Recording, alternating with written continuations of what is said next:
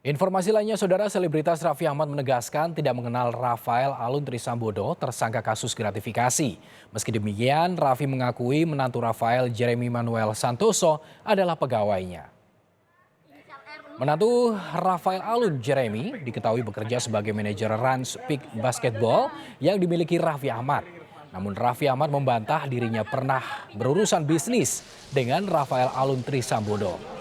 Raffi pun membantah atas dugaan keterlibatannya dalam kasus tindak pidana pencucian uang tersangka Rafael Alun Trisambodo.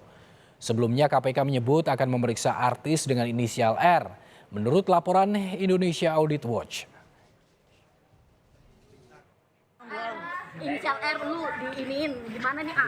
Capek gue ada aja gosip-gosip gue. R itu siapa aja sih, Pi? Dari itu Eri Irfan Hakim gitu.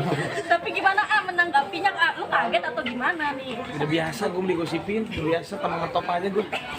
Tapi kenal nggak sih, A, sama menantunya Pak Ya Rafael kalau Jeremy? menantunya Jeremy memang kerja di aku sebagai tapi aku nggak kenal sama Om Rafaelnya, aku nggak kenal dan aku nggak pernah ada bisnis. Kok bisa ke lu gitu, kenapa ya? Ya itulah namanya manusia ya, makanya aduh. Tapi aku di bulan Cirawan ini santai aja.